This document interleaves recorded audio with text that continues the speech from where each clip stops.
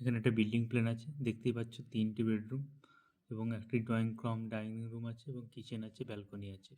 কিন্তু এই বিল্ডিংয়ের 3D ভিউ দেখতে গেলে আমরা কী করে দেখব? তো সেটা প্রথমে আমরা অটোক্যাডে EXT লিখে এন্টার করব, দিয়ে পুরো প্ল্যানটাকে সিলেক্ট করব।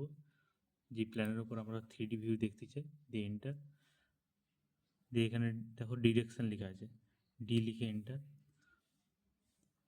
তারপর আমরা বিল্ডিংয়ের হাইটটা দেব, সাপোজ 3, এন্টার।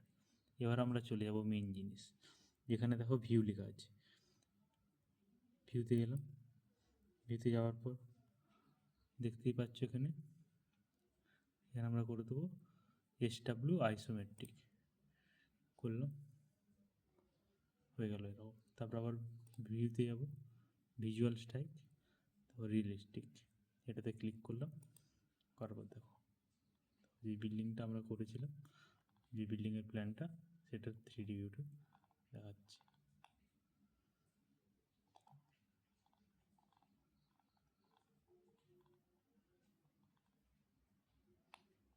দেখতে পাচ্ছ?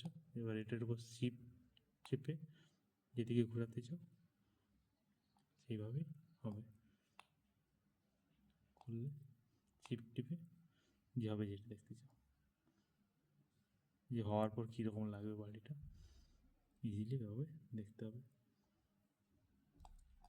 এরকম মোর ইন্টারেস্টিং ভিডিও দেখতে চ্যানেলটা ফলো করুন, সাবস্ক্রাইব করুন।